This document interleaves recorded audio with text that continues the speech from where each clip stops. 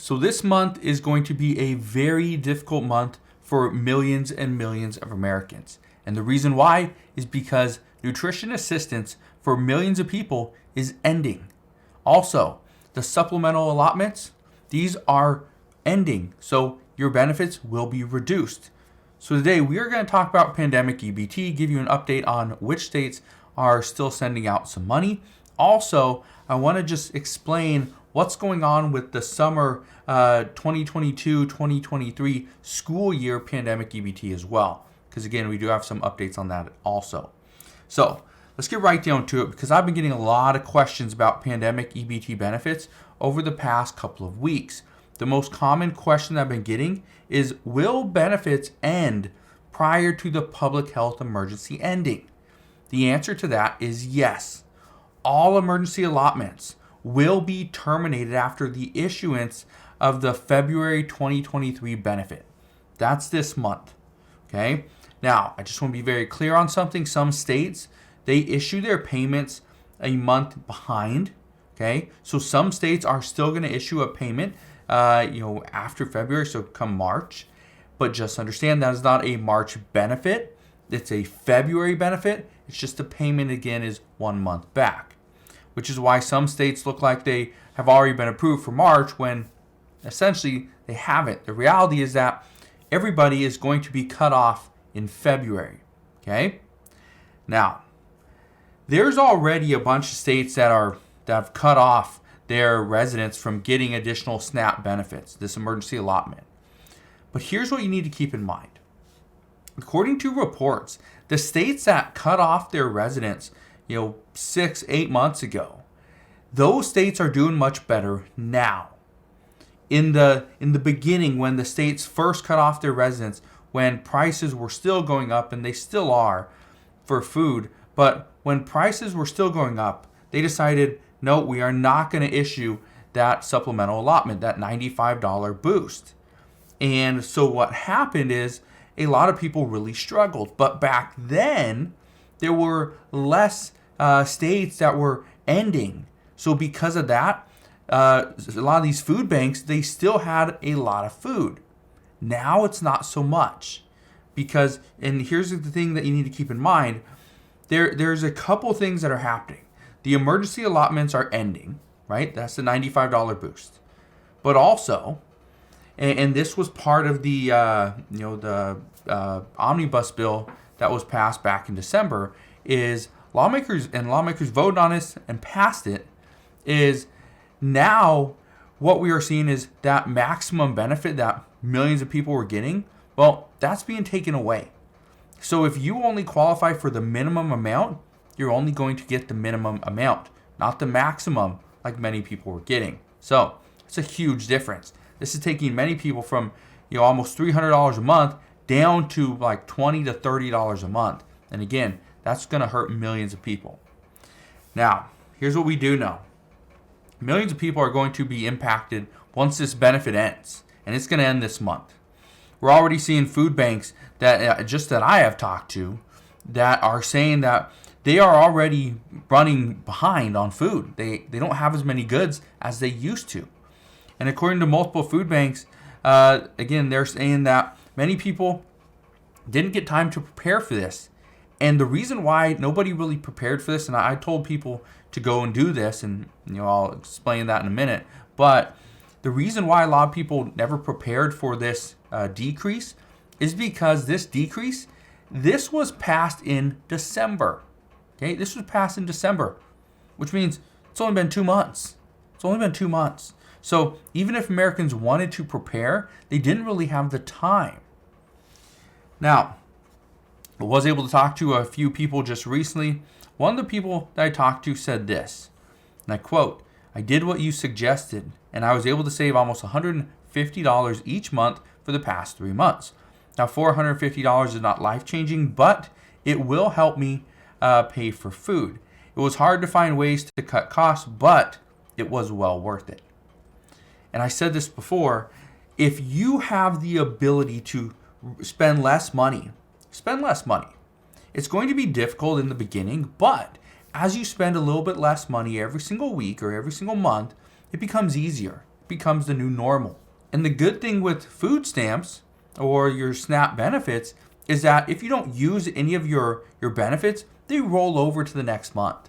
So even though you may have only been getting, $250, $280, or $300, whatever it is, even though that might be the only thing you're getting, if you only spend $150 and you can save the other $150 or $130 or whatever you get, that's great. Save the $130 every single month, because after 2 or 3 months, you could have, $300 or $260 or $390, right? And it adds up. Now, unfortunately, it is pretty much too late for that now because the benefits are going to end at the end of this month. Somebody else said, and I quote, "Will states send out stimulus checks to help us? I find it hard to believe that everybody is just going to let us fail." Here's the thing, and this is why this is such a big deal, and I've been talking about this over the past really 6 months, is the debt ceiling. I've been talking about the debt ceiling because the United States government, they fully fund nutrition assistance. This isn't coming from a tax, right? This isn't coming from anything like that. So the U.S. government has, pretty much, they in every single one of their government funding bills, they have money set aside for nutrition assistance, and they do that because, well, we need it. There's a lot of people that just can't afford food. Here's the thing: is the U.S. government going to send us a check to help us out? No, because the government's about to fail. The government has already reached its debt ceiling, and now the Treasury Secretary has to use something called extraordinary measures in order to at least keep certain programs funded before Congress hopefully passes a bill to, pretty much lift the debt ceiling, suspend it, right, or make some cuts. So when this person says, "Will states send out stimulus checks to help us?" I find it hard to believe that everybody is going to let us fail. They are looking at this as, does the U.S. government fail, or do lower income Americans fail? Well, they're going to pick lower income Americans. Those are the ones that are going to fail. Now, could a state send out additional relief to help you out? Yes. Could they provide more funding to some of these food banks? Yes, they could do that. Will they do it though? That's the question. And this is something that I talked about yesterday. Is states at this time, they maybe have to decide whether or not they use their pandemic funding to give it back to the residents, or if Republicans get their way and Senator Rick Scott gets his way, we're going to try to pull the funding that's still available that states haven't spent. That's probably $100 billion in money that we could reallocate to other purposes. For example, SNAP benefits. So we'll see what happens there. And one person said this: "I am 71 years old, and they now expect me to live off of $26 a month. Can somebody tell me how?" Here is the thing that I've said many times. There are some good ways to save money. One of those ways is to use coupons. You can get them, a physical coupon. You can also get them on your phone. So I'd recommend using coupons. I'd also recommend shopping at some of the cheapest stores you can find. Some of these are going to be the dollar stores, Dollar Tree, right? You can even go to Walmart and buy just what you need. I read a study recently that they're saying like 30 to 40% of the food that we purchase, we never eat. And that's pretty scary. So let's say we spend $100, but they're telling us 30 to 40% of the food that we purchase, we never eat. So that means it either goes bad, we cook it, and we just don't consume all of it. Again, that adds up, right?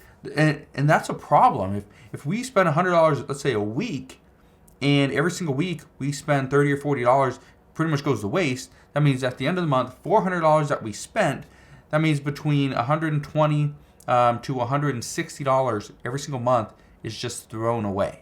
We can't do that. Okay, so that's what we know regarding food stamps. But let's also address pandemic EBT for school year 2022 and 2023. And remember, this is for children that have missed 5 consecutive days of school during the year of 2022 or 2023.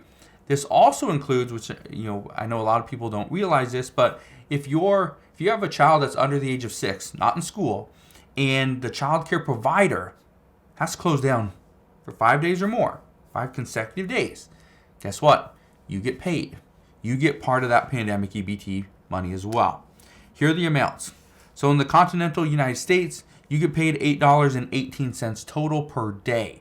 This is broken up. There's breakfast, there's lunch, there's also a snack. So this gets broken up. So it's $8.18 total. In Alaska, that's actually $12.83. In Hawaii, Guam, Virgin Islands, and Puerto Rico, you get paid $9.45 per day. Now, the states that have already been approved for this as of February 12th are Alabama, Hawaii, Minnesota, New Jersey, North Carolina, Ohio, Rhode Island, Vermont, and Wisconsin. Those are the states that are currently going to pay out summer 2022-2023 school year benefits. Okay? So, that's what we know at this time. As always, as I know more, I promise I'll come back and share all the latest news and updates. Again, thank you guys for watching. Have a wonderful rest of your day. Consider subscribing, and I'll see you guys on the next one.